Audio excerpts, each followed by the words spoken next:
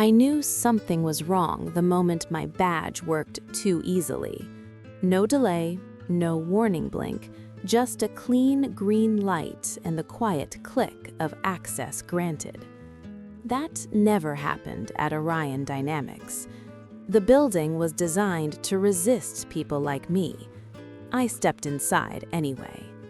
The air smelled of metal and recycled oxygen, the way all high-security R&D facilities do. No windows, no clocks, just polished floors and silence engineered to keep secrets calm. I wasn't supposed to be here tonight. Officially, I was on medical leave. Unofficially, I'd been paid to disappear for 48 hours. I adjusted the cuff of my jacket, feeling the thin strip of hardware press against my wrist.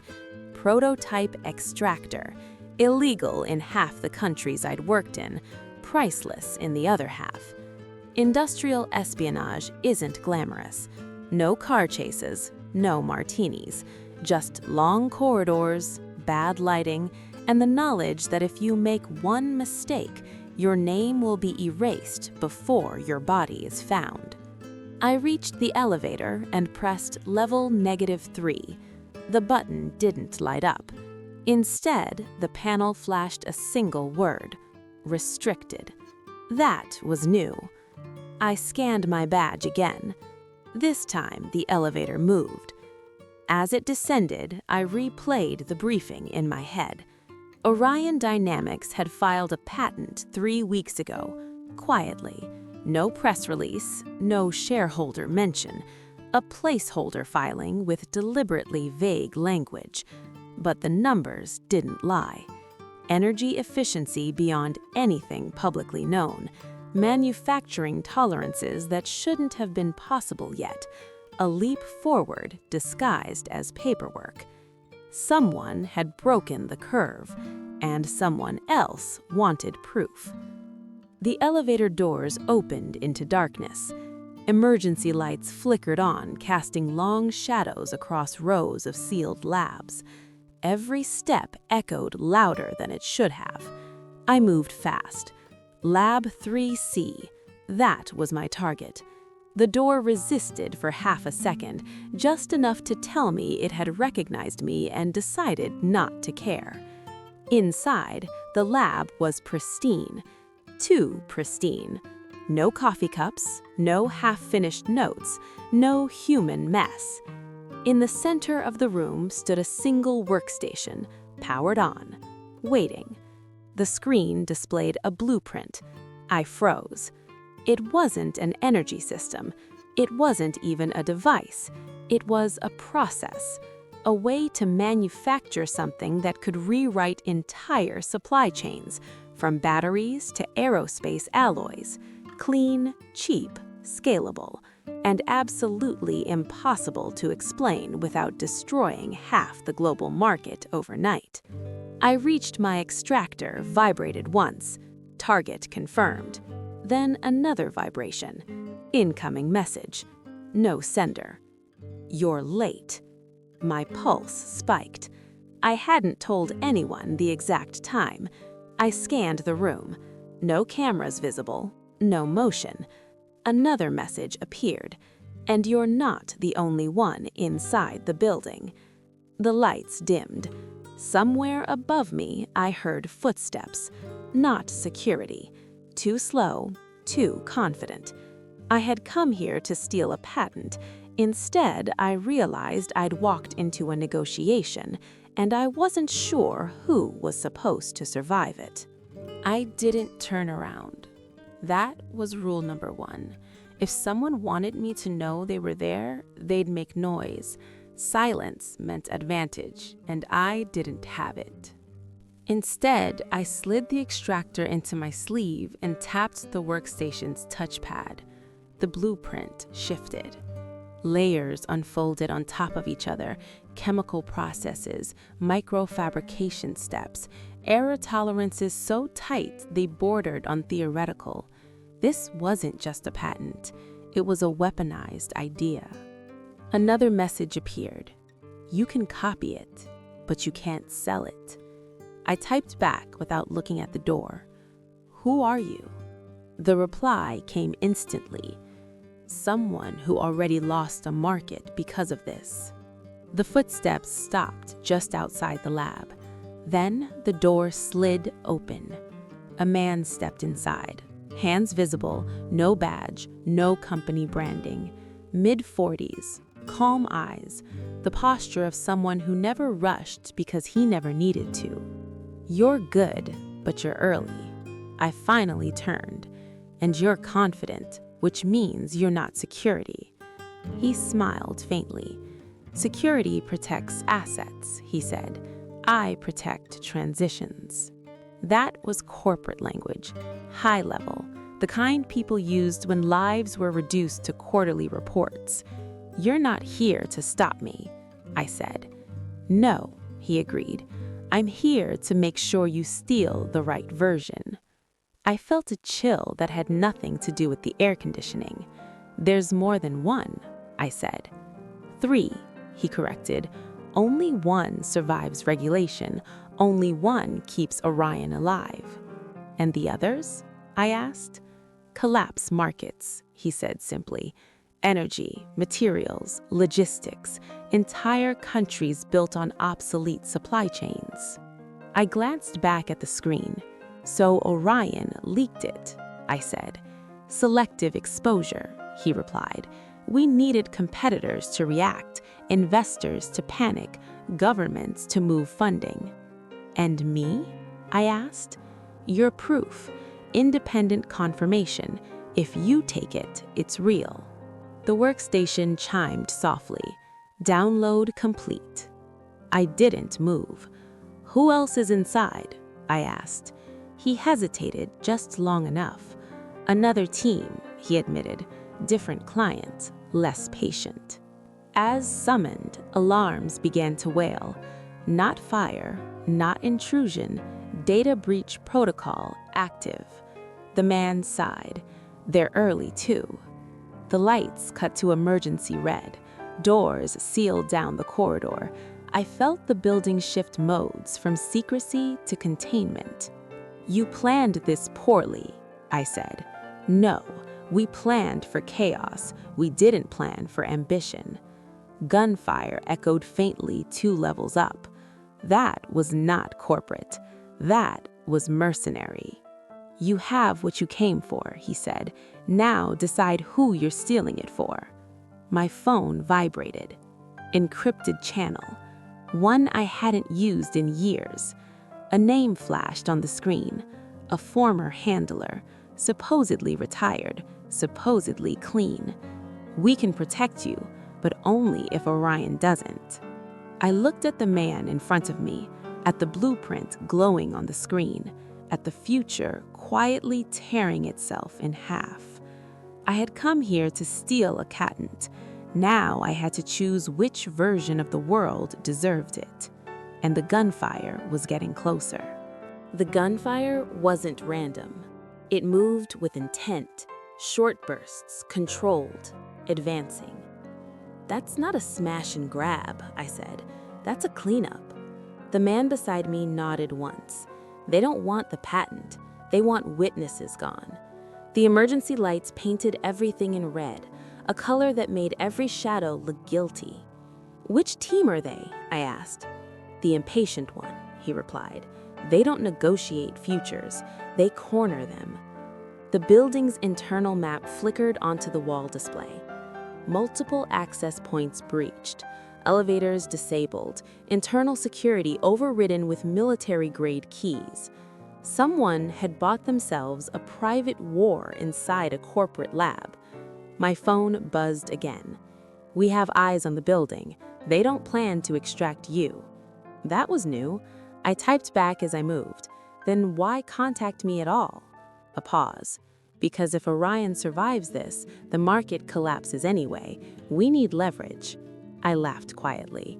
Everyone wanted leverage. No one wanted responsibility. We moved through a side corridor, footsteps echoing too loudly for comfort. "Which version did I download?" I asked the man. He didn't answer immediately. "That's not comforting," I added.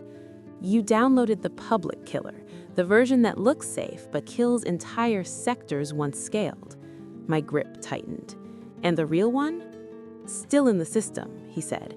Air-gapped, physically isolated. Where? I asked. He stopped. Level -5, he said, where Orion keeps the things it's not sure it should exist. Another burst of gunfire, closer now. A scream echoed, cut short. No time. If I leave with this, I said, I burn markets. If you don't, you burn yourself. We reached a junction where the corridor split. To the left, extraction route. To the right, deeper into the building. Level -5. I planned for you to leave, I said. Yes, you didn't plan for them, I added. No, I made the decision before I finished thinking it through. I turned right. The man cursed softly. You don't know what's down there. I know what's up here, and I don't like who wins. He followed anyway. Level -5 wasn't marked on the map. The elevator required biometric confirmation, not mine. He stepped forward. I never said I was Orion, he said, and placed his hand on the scanner. Access granted. The doors opened onto a cold, dark chamber. No desks, no screens, just a single sealed vault. Inside, suspended in a transparent casing, was the actual process. Cleaner, simpler, safer, and impossible to control once released. They buried it, I whispered. They feared it, and then monetized the fear. The alarms changed tone, containment mode. They're going to lock this level, he said, with us inside. Good, then no one walks out with it. I pulled the extractor free and slammed it into the vault interface. The system resisted, then yielded. Data streamed, not copied, transferred. To every secure node the system had ever trusted, every regulator, every watchdog, every oversight body Orion had once pretended to respect. The man stared at me. You just destroyed exclusivity, he said. No, I destroyed leverage. The vault's lights went dark. The building shook as explosive charges detonated above us. My phone vibrated one last time. What did you do? I typed back. I made sure no one owns it. Silence. Then a new message. Then you just saved the market and killed every deal we had. I smiled faintly. That, I said to the man beside me, sounds like balance. The emergency lights cut out. Darkness took us. And for the first time that night, I wasn't afraid of what came next. I woke up in a place with no windows. That was the first thing I noticed. The second was the absence of pain, which meant someone wanted me alive. The room was clean, minimal. A chair, a table, a glass of water. No restraints, no guards in sight. That told me everything I needed to know. They weren't interrogating me. They were waiting. I drank the water slowly, listening to the quiet hum of systems I couldn't see. Somewhere above or below, or nowhere at all, the world was reacting. The door slid open without a sound. A woman stepped in. Not Orion, not military, not a handler. Regulatory. You caused quite a disruption, she said calmly, taking a seat across from me. I prefer correction, I replied.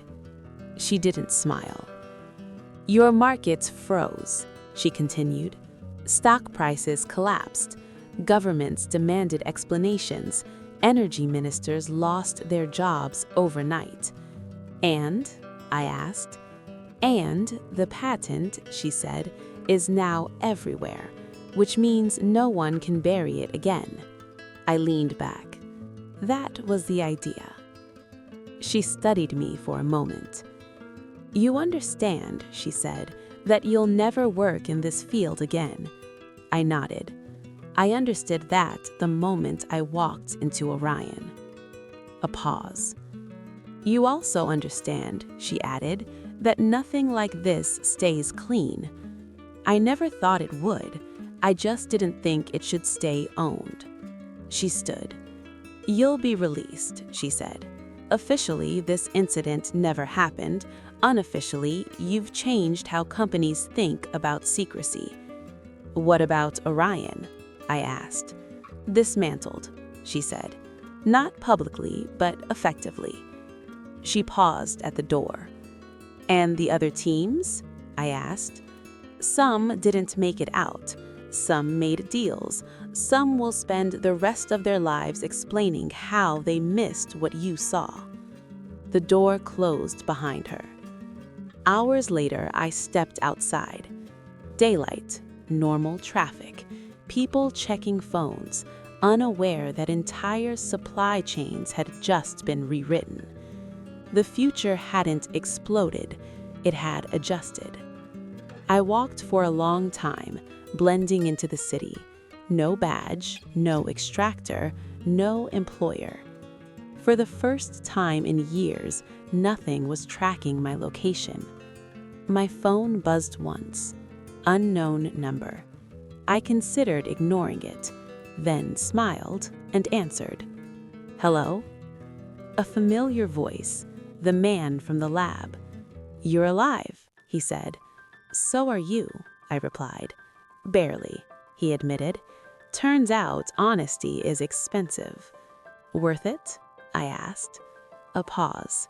Yes, he said, even when it hurts. We hung up.